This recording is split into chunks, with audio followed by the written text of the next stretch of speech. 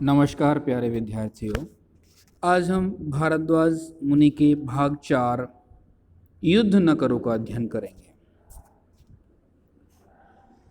देखिए, युद्ध सदैव ही विनाश का कारण होता है, उन्नति और प्रगति में बाधक होता है।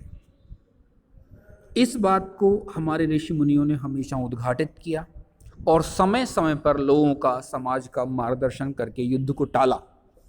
ऐसी एक घटना का यहाँ पर वर्णन है, युद्ध न करो। बहुत बड़ा मैदान था, उसके मध्य में प्रचंड सेनाएं आमने सामने खड़ी थी, शंख फूंके जा रहे थे, ढोल नगाड़े पीटे जा रहे थे। ये युद्ध की तैयारियां, युद्ध के प्रारंभ होने से पूर्व की घटनाएं हैं। सेनाएं आमने सामने होती हैं, शंख बजाने का हमारी हिंदू संस्कृति में परंपरा है, सावधान करने की। ढोल नगाड़े पीटे जा रहे थे, विविध प्रकार के रणवाद्य बजाए जा रहे थे, भाले उछाले जा रहे थे, तलवारें उठाई सरसराई जा रही थीं, नारे लग रहे थे। वातावरण उत्तेजनापूर्ण था। सैनिक उछल उछल कर सामने वालों को आह्वान दे रहे थे। सेनापति के आदेश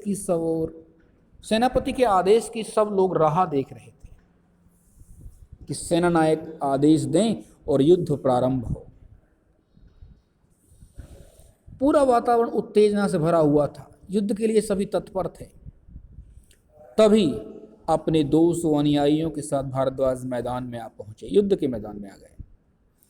वे दोनों सेनाओं के मध्य में जा खड़े हुए। उनका धैर्य और उनकी निर्भयता देख सब लोग आश्चर्यचकित हुए। चारों ओर स्तब्धता छा गई। तब भारद्वाज ने ललकार कर कहा, युद्ध नहीं होगा, मारकाट नहीं मचेगी, खून की नदियां नहीं बहेंगी, तुम्हारे घर की महिलाएं विधवा नहीं होंगी, तुम्हारे बाल बच्चे अनाथ नहीं होंगे। हम सब ईश्वर की संतान हैं, हम सब भाई हैं। तुम्हें सौगंध है तुम्हारी आत्मा की, तुम्हें सौगंध है विश्व पिता परमात्मा की, युद्ध मत करो। सब शांत हो गए, सब ने अपने शस्त्र नीचे कर लिए। भारद्वाज का धैर्य देखकर तथा उसकी प्रभावी वाणी सुनकर सब चकित हुए। एक सेनाधिकारी ने कहा, उद्दंड युवक, यहाँ से दूर हट जाओ, अन्यथा अकारण मारे जाओगे। हम तो हमारे राजा के आज्ञाकारी हैं, तुम्हें जो कुछ कहना है उनसे कहो। कुल मिलाकर के भारद्वाज मुनि समझाने लगे सैनिकों को कि आपकी संतानों को आपके लाड़ प्यार की आवश्यकता है, आपके प्रेम की आवश्यकता है, ताकि उनका लालन पालन किया जा सके। आपकी संतानों को कोई दोष नहीं है, कोई दोष नहीं है कि उन्हें आपका प्रेम न मिले, क्योंकि जब आप युद्ध में मारे जाओगे तो उनको अकारण ही कष्ट मिलेगा। हम सब ईश्वर की संतान हैं, हम सबको मिलकर के रहना चाहिए। इस प्रकार से जब भारद्वाज मुनि समझाते हैं तो सेना नायक उनसे हट जाने की बात कहते हैं और ये कहते हैं कि आप राजा को जाकर के बताइए, हम तो राजा की आज्ञा के अधीन हैं। भारद्वाज ने कहा, भाई आत्मा के आज्ञाकारी बनो। क्या कहते हैं भारद्वाज जी? कि आत्मा के आज्ञाकारी बनो और किसी के नहीं। चलो मैं तुम्हारे राजा से मिलता हूं, कौन है वह? सेनाधिकारी ने कहा, जगतपति महाप्रतिपालक लोक लोकेश्वर स्वामी धनराज हमारे राजा हैं और हम हैं वरान्य देश के निवासी। हम वर्षिक कहलाते हैं। हमारे राजा ने अभ्यवर्तीय चायमान से कुछ भूभाग तथा धन की मांग की थी, उसने देने से इनकार किया, इसलिए राजा धनराज ने धावा बोल दिया। अर्थात धन के लोलुप होकर के उन्होंने आक्रमण कर दिया है। अब इसके अगले भाग में ही इसका आगे की कहानी है। चायमान की विजय। भारद्वाज राजा के पास पहुंचे। उसने राजा को नाना प्रकार से समझाया, परंतु धनराज उद्दंडता से बात करने लगा। उसने कहा, ना मैं धर्म को जानता हूं और ना ईश्वर को मानता हूं, मैं केवल अपना राजकोष भरना चाहता हूं। यहाँ तुम्हारा कोई काम नहीं, तुम यहाँ से चलते बनो और किसी गुफा में नाक पकड़कर बैठे रहो।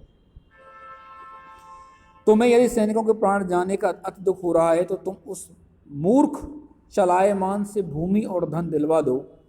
तो मैं बिना युद्ध किए चुपचाप चला जाऊंगा। कहने का तात्पर्य यह हुआ कि एक दूसरे राजा ने किसी दूसरे राजा से जब धन और भूमि की याचना की तो उसने मना कर दिया, और इसी का प्रतिवाद करने के फलस्वरूप युद्ध के लिए उद्यत हो गई दोनों राज्यों की सेनाएं। मुनि ने जब समझाया तो मुनि की बात को भी राजा ने नहीं समझा और उनसे कहा कि आप ही दिलवा दीजिए वहाँ से धन और भूमि, तो मैं वापस चला जाऊँगा। कुल मिलाकर के राजा अति महत्वाकांक्षी है और जमीन और धन का लोलुप है। धनराज लौट गया, परंतु उसी रात धावा बोलने का उसने निश्चय किया। उसकी इस गुप्त योजना की खबर भारद्वाज को उसके दूतों ने दे दी। भारद्वाज ने चायमान को सूचना दी, छावनी का ढांचा रहने दो, सब कीमती चीज़ें हटाओ, अपने सैनिकों को आसपास छिपाओ और योग्य समय पाकर सावेश आक्रमण करो। मध्य रात्रि उपरांत धनराज ने अपने पूरे दलबल के साथ आक्रमण किया। उसे लगा कि सब अव्यवर्तीय सैनिक सोए होंगे। जैसे ही धनराज की सेना मध्य में पहुंची, चायमान ने चारों ओर आग लगा दी तथा वाणों की बौछार की। घमासान युद्ध हुआ, धनराज मारा गया, उसके सेनापति मारे गए, सैकड़ों सैनिक भाग गए, बचे हुए शरण आए। चायमान को अपार धन मिला। भारद्वाज ने धनराज के पुत्र गढ़राज को सिंहासन पर बैठाया। वर्षिक और अव्यवर्तीय दोनों राज्य के नागरिक भारद्वाज के अनुयायी बन गए। भारद्वाज सबको नियमित और संयमित जीवन का पाठ पढ़ाने लगे, परंतु अधिकतर लोग धार्मिकता में कम और भोग विलासों में अधिक रुचि रखने लगे। जब मुनिश्रेष्ठ की बात नहीं मानी तो मुनिश्रेष्ठ ने अपनी चतुराई से चायमान को जिताया और उनके पुत्र को वहाँ का सिंहासन प्रदान किया और लोगों को समझाने लगे। लेकिन लोग हैं कि मनुष्य भोग विलासों की तरफ घूमने ही लगता है, और यह भी उन दोनों राज्यों की सेनाओं लोगों ने किया। तो मनुष्य सामूहिक और सुसंगठित जीवन क्यों नहीं जीता? वह संकुचित और स्वार्थी क्यों बनता है? फिसलने का, गिरावट का रास्ता लोगों को क्यों प्रिय है? लोग अपनी बुद्धि का उपयोग क्यों नहीं करते? ये सब प्रश्न उन्हें बहुत सताने लगे और मुनि यह सोचने लगे कि ये लोग इतने स्वार्थी कैसे हैं? लोग एक साथ क्यों नहीं रहते? आखिर इसका क्या कारण है? इस विचार पर वह चिंतन करने लगे कि लोग किस प्रकार से एक साथ आ सकते हैं। अब अगला भाग है एक से दो भले। भारद्वाज महोदय भागीरथी गंगा के तट पर बैठे हुए थे। हाथ जोड़कर वे प्रार्थना कर रहे थे, हे माता गंगा, हे पाप ताप निवारणी गंगा, मुझे मार्गदर्शन करो, मैं तुम्हारा ही कार्य करना चाहता हूँ। देखिए, माता गंगा भी दूसरों की भलाई करती है, लोगों के पाप ताप हरती हैं, और इधर मुनिश्रेष्ठ भी वही कार्य कर रहे हैं। तो मुनिश्रेष्ठ इसीलिए प्रार्थना कर रहे हैं कि मैं भी सामाजिक भलाई करना चाहता हूँ, और माता आप भी सामाजिक कार्य करती हो, अपने जल से फसलों को सींचती हो, लोगों को जल प्रदान करती हो, गंगा जल प्रदान करती हो। ठीक उसी तरह मैं भी समाज को सींचना चाहता हूँ ज्ञान के महासागर में, लोगों को ज्ञान प्रदान करना चाहता हूँ। दूर दूर से लोग तुम्हारे पास आते हैं, तुम्हारे जल में स्नान करते हैं, अपना पाप धो डालते हैं। मैं इस प्रयास में हूँ कि लोग पाप ही न करें, सदा सन्मार्ग से चलें।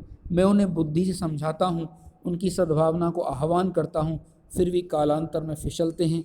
यह सब कैसे बंद होगा? लोग अपना हित कैसे पहचानेंगे? लोग निरंतर अपने कल्याण में कैसे लगे रहेंगे? उन्हें आत्मबोध कब होगा? कैसे होगा? माँ, इसके लिए मैं क्या करूँ? मुझे बताओ।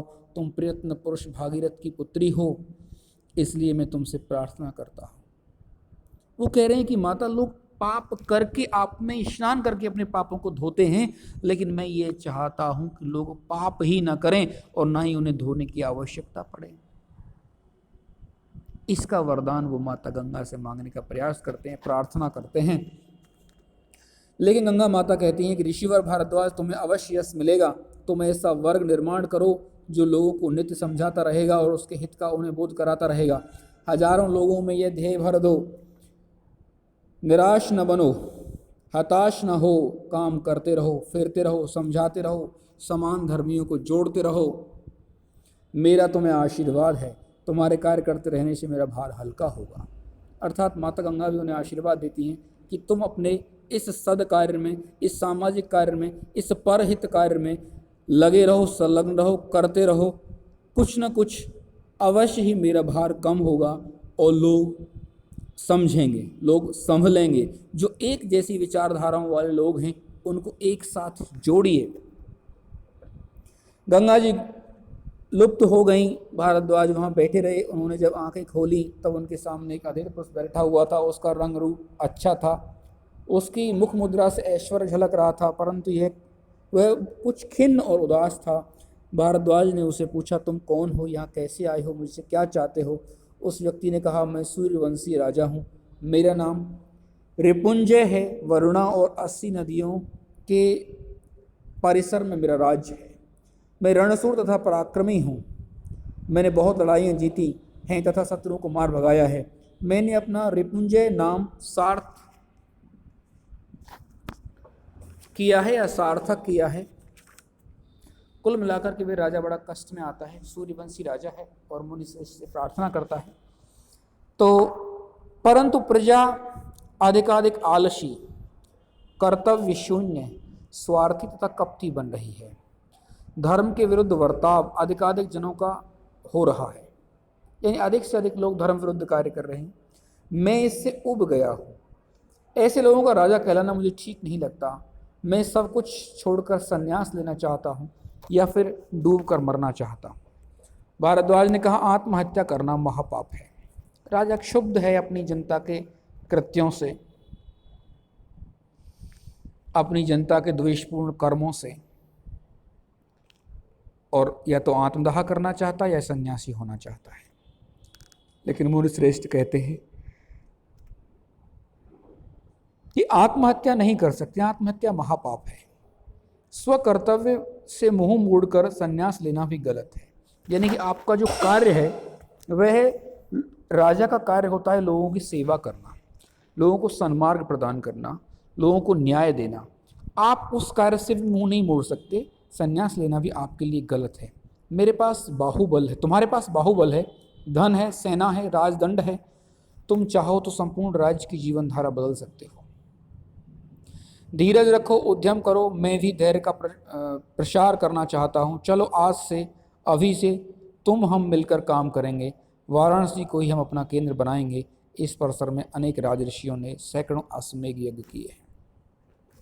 तो ऋषि भारद्वाज ने उस निराश राजा को आशा प्रदान की और बोला कि हम और तुम दोनों मिलकर के राज्य का संवर्धन करेंगे, राज्य के नागरिकों को संगठित करेंगे, शिक्षित करेंगे, अज्ञान उनका दूर करेंगे। भारद्वाज और रिपुंजय गांव-गांव घूमने लगे तथा नवयुवकों को जुटाकर शिक्षा दीक्षा देने लगे।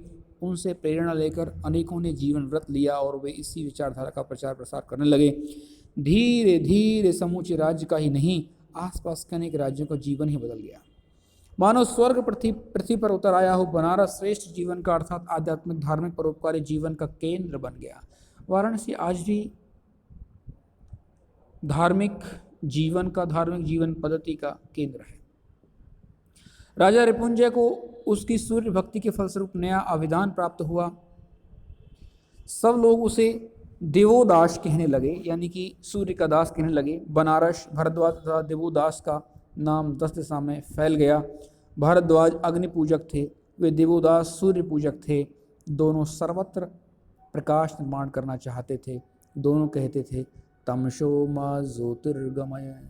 दोनों ही चाहते थे कि अंधकार का, तिमिर का नाश हो, शीघ्र से शीघ्र तिमिर का नाश हो। इस प्रकार से अपनी विचारधारा का, अपने ज्ञान का, जिससे समाज लाभान्वित हो सके, संगठित हो सके, एकत्रित होकर के अपने जीवन के मूल उद्देश्य को पहचानकर उस पर आगे बढ़ सके। अगला अध्याय है अग्निदेव प्रसन्न हुए।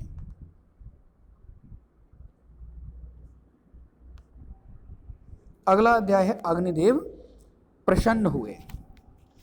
एक बार देवों के राजा इंद्र ने वाराणसी की बहुत अधिक प्रशंसा सुनी। उसने अपनी देव सभा में कहा, मैंने सुना है कि वाराणसी को लोग स्वर्ग से भी श्रेष्ठ मानने लगे हैं। वास्तव में क्या बात है? मुझे लगता है कि किसी को वहाँ जाना चाहिए और वहाँ की परिस्थिति का प्रत्यक्ष अवलोकन करना चाहिए। अग्निदेव, आप वाराणसी जाइए और सब कुछ देख सुनकर हमें आंखों देखा हाल सुनाइए। जब राजा और भारद्वाज मुनि मिलकर के वाराणसी का कायाकल्प कर देते हैं तो यह खबर इंद्र तक पहुंचती है और इंद्र प्रत्यक्ष प्रमाण के लिए सूर्यदेव को भेजते हैं। अग्निदेव वाराणसी राज्य में पहुंचे, ब्राह्मण का वेश धारण करके, यानी ब्राह्मण का वेश धारण करके अनेक नगरों में तथा ग्रामों में घूमे। उन्होंने छोटे बड़े स्त्री पुरुषों से बातचीत की। वे सबका दैनंदिन जीवन देखकर प्रसन्न हुए। अग्नि के पास स्वयं के ये 7 गुण हैं, उसी दृष्टि से उसने सबकी परीक्षा की। देखो, अग्नि के पास 7 गुण बताए गए हैं। वे गुण कौन कौन से, उनका हम अध्ययन करते हैं। अग्नि शिखाएं सदैव ऊपर उठती हैं, तो मनुष्य को भी ऊपर उठना चाहिए। वाराणसी राज्य के सब लोग ऊपर उठना चाहते थे, वे उन्नति करना चाहते थे। उस हेतु वे रात दिन प्रयत्न करते थे। अग्नि अस्पृश्यता नहीं मानती, वह सबका स्वागत करता है। अग्नि ने वाराणसी में सर्वत्र वही बात देखी। अग्नि छुआछूत में विश्वास नहीं करती, तो वह भी उसने देखा कि वहां पर किसी प्रकार की कोई छुआछूत नहीं है। जो भी उसके संपर्क में आता है वह तेजस्वी बनता है। वाराणसी के नागरिकों में यही सामर्थ्य था, अर्थात अग्नि के संपर्क में जो आता है उसके ताप मिट जाते हैं। तो यही उन्होंने देखा कि वाराणसी के लोगों के संपर्क में जो आता है वह सामर्थ्यवान हो जाता है।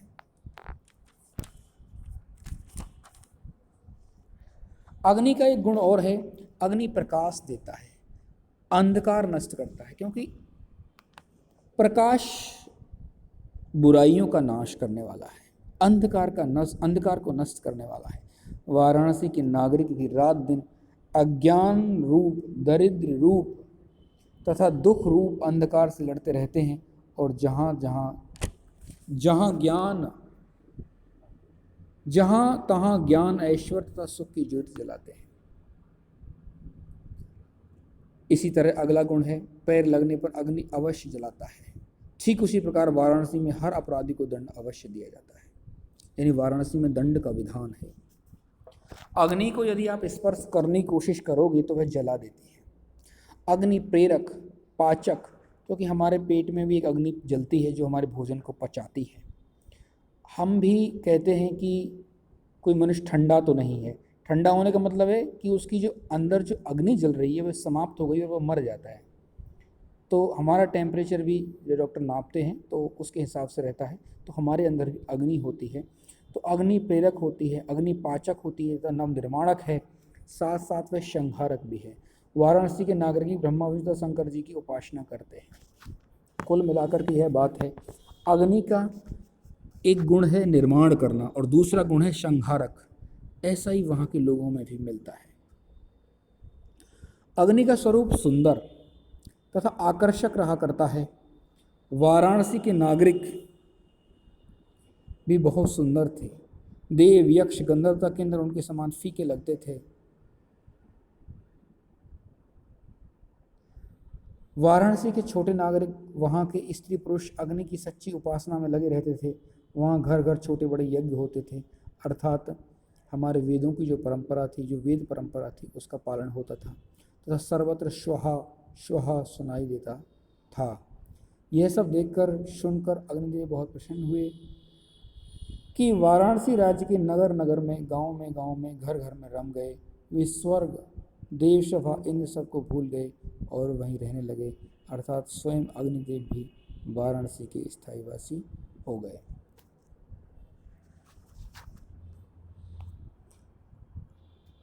अगला पाठ है, वायुदेव भी विफल हुए।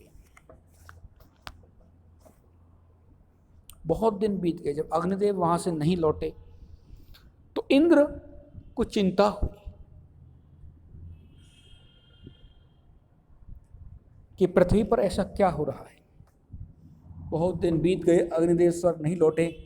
तब इंद्र ने सर्वत्र संचार करने वाले वायुदेव से कहा, हे अनल, हे पवन, हे जगत प्राण, आप वाराणसी जाकर वहाँ की परिस्थिति का तथा अग्निदेव का पता लगाइए तथा शीघ्र लौट आइए। वायुदेव ने कहा, देवादेव मैं अभी जाता हूँ और आपका कार्य पूर्ण कर अभी लौट आता हूँ, आप चिंता न करें। तो वायुदेव को पृथ्वी का हाल जानने के लिए और अग्निदेव को ढूंढने के लिए भेज दिया जाता है।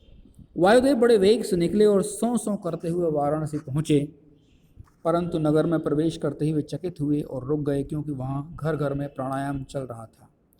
वायुदेव की उपासना हो रही थी। उस प्रथम दृश्य से ही वायुदेव अपने आप को खो बैठे, क्योंकि प्राणायाम जो वायु की उपासना है, अब जब हम किसी का भला करते हैं तो सामने वाला हमारा बुरा कर ही नहीं सकता। जब हम किसी की उपासना कर रहे हैं तो हम उनका विरोध कैसे कर सकते हैं।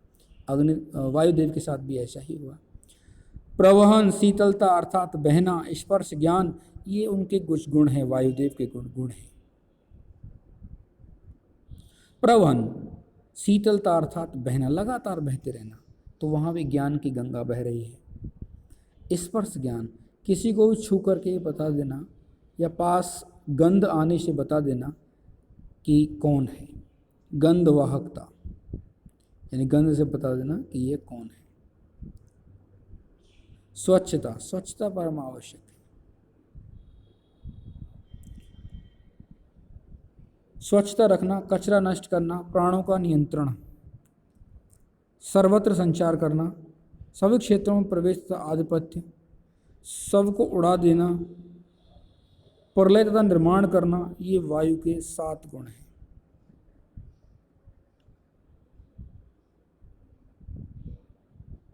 ये वायु के 7 लक्षण हैं, गुण हैं। वायु स्वयं आगे नहीं आता, वह उसके लक्षणों से ही प्रकट होता है। वह सदा गुप्त रहता है, वह न किसी से पकड़ा जा सकता है, न उसे किसी स्थान में बांधा जा सकता है। वायु की ये विशेषता है। वायु किसी को दिखाई नहीं देती, लेकिन वायु महसूस की जा सकती है। वायु को बांधा नहीं जा सकता। तो वायु के अपने विशेष महत्व हैं।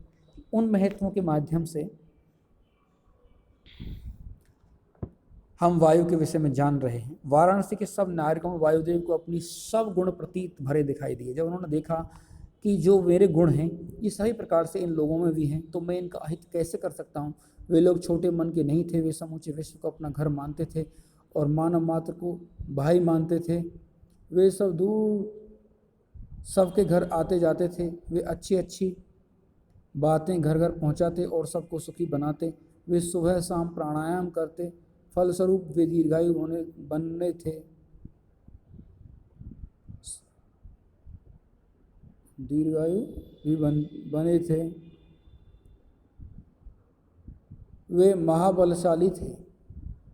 सारी दुनिया को नष्ट करने की शक्ति उनमें थी, परंतु वे अपनी शक्ति का उपयोग विनाश के कार्यों में नहीं करना चाहते थे। कुल मिलाकर के यहाँ पर यह संदेश दिया गया है कि हमें हमेशा भला करना चाहिए, ताकि हमको नुकसान पहुँचाने वाला व्यक्ति भी लज्जित हो जाए और उसको ये महसूस होने लगे कि मैं ये गलत कार्य कर रहा था और अब मुझे इस सद्कार्य को करने की प्रेरणा प्राप्त हो गई है और अब मैं जीवन भर सही कार्य करूँगा। इस प्रकार का समाचार या इस प्रकार की सूचना या इस प्रकार का ज्ञान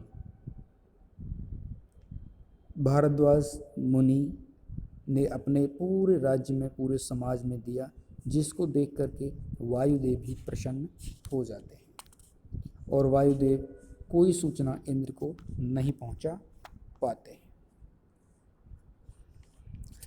अब फिर वो अग्निदेव हो गए।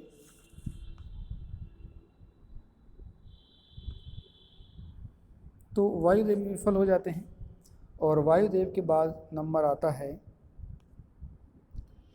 सूर्यदेव भी रम गए।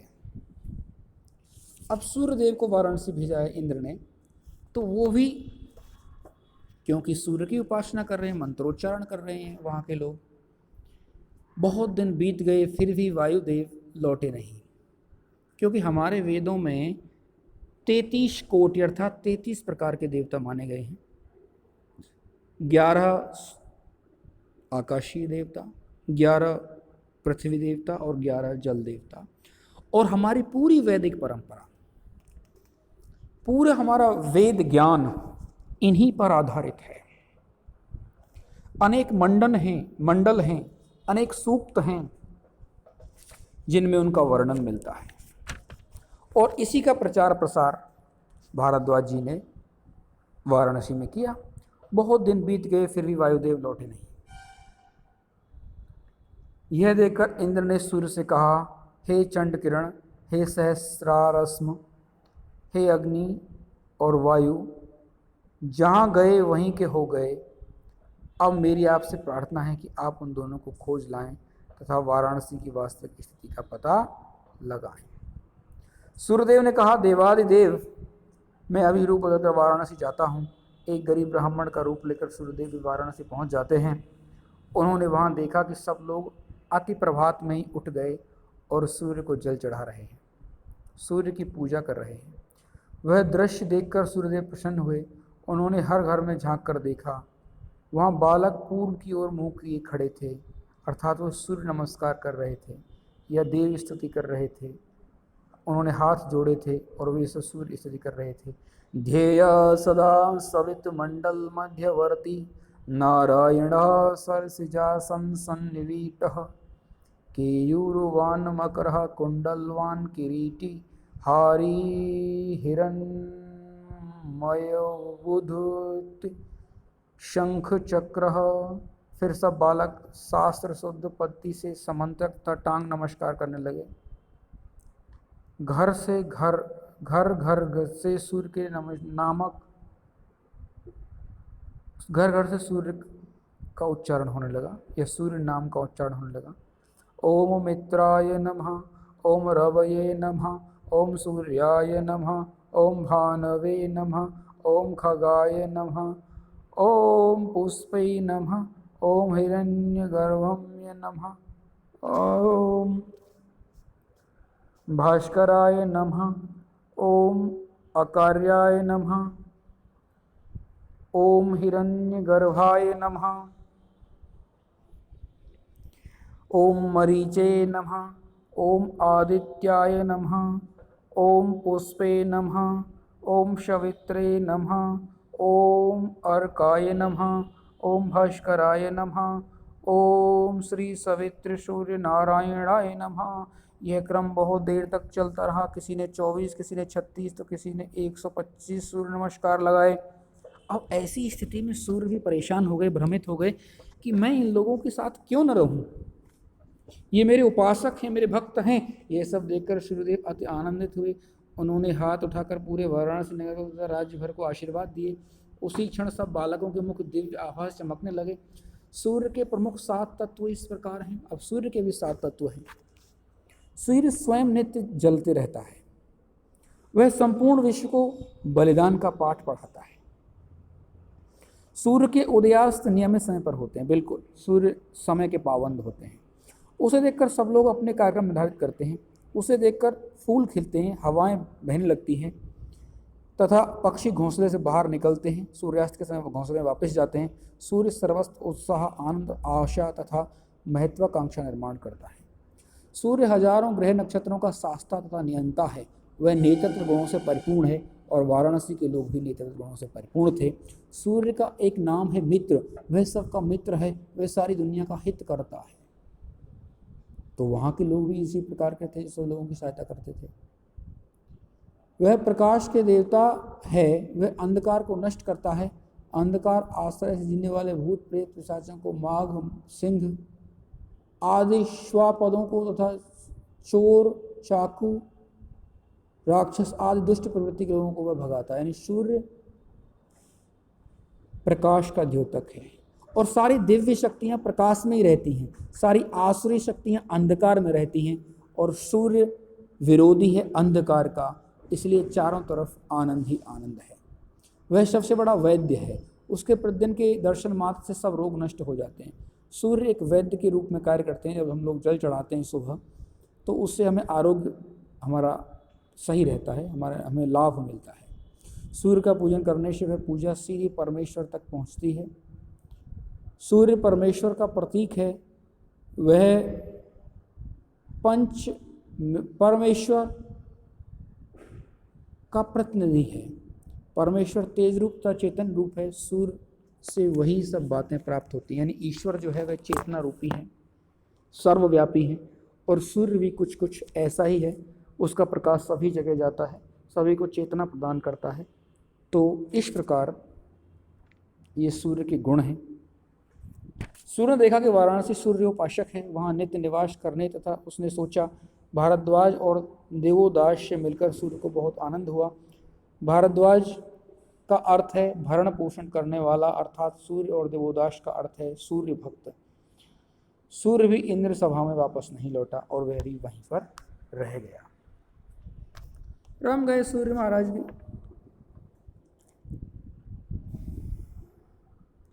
इस प्रकार सूर्यदेव भी वहीं पर रम जाते हैं। अब अगला है काशी विश्वेश्वर।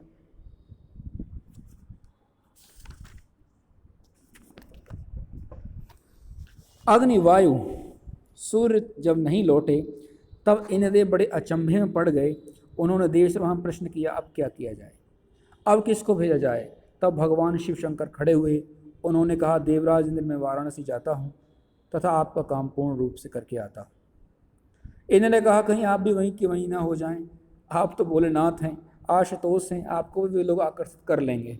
शंकर ने कहा, मैं भभूति रमाने वाला तथा शमशान में रहने वाला हूँ, न मुझे कोई लुभाएगा न मैं किसी पर लुब्ध होऊंगा। भगवान शिव जी कहते हैं कि मुझसे कोई भी प्रेम नहीं करेगा, क्योंकि मेरा रंग रूप ही ऐसा है। चंद्रमौली महाकालेश्वर कर्पूर गौरम महादेव के ने एक भील का रूप लेकर वाराणसी की तरफ प्रस्थान किया, प्रवेश किया। शाम का समय था।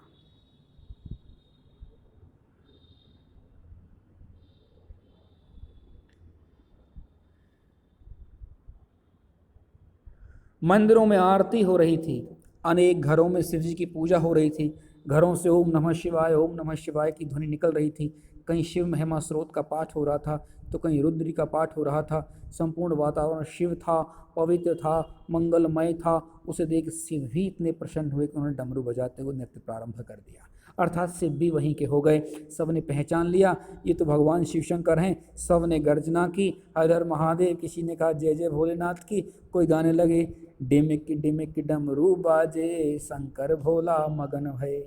शंकर जी सचमुच मग्न हो गए, प्रसन्न हो गए। उन्होंने वहीं पर रहने का निश्चय कर लिया और वे काशी विश्वेश्वर नाम से प्रसिद्ध हुए और काशी नगरी शिव जी के नाम से जानी जाती है। इस तरह सूर्यदेव, अग्निदेव, वायुदेव और भगवान शिव शंभु भी वहीं के वासी हो गए। अब विश्वेंद्र वाराणसी। इस प्रकार भारद्वाज और देवोदास ने मिलकर वाराणसी को महान केंद्र बनाया। उनके विद्यापीठ में विश्व भर के नवयुग आने लगे, क्योंकि जब ज्ञान का स्रोत हो गया तो फिर विद्यार्थी पढ़ने के लिए कहाँ जाएंगे? उस ज्ञान के महासागर के पास ही तो जाएंगे। और ज्ञान का महासागर वाराणसी बन गया था। समस्त प्रकार की कलाओं का वहाँ पर लोगों को सिखाया जाने लगे। समस्त प्रकार की कलाओं को बच्चों को सिखाया जाने लगा। वहाँ के लोग अच्छी प्रकार से, वहाँ के जो गुरु लोग थे वह अपने शिष्यों को अच्छी प्रकार से ज्ञान प्रदान कर देते। इस प्रकार भारद्वाज और देवोदास ने मिलकर वाराणसी को महान केंद्र बनाया, कला केंद्र बनाया, ज्ञान का केंद्र बनाया। उनके विद्यापीठ में विश्व भर के नवयुवक आने लगे, मानवता के पाठ पढ़ने लगे और अपना सार्थक करने लगे, अपने जीवन को सार्थक करने लगे, स्वयं को अच्छा बनाने लगे। भारद्वाज और देवोदास ने मिलकर अखंड परिश्रम करते हुए नए युग का निर्माण किया। कहते हैं दो हृदय एक होने पर पहाड़ भी उठाकर फेंके जा सकते हैं।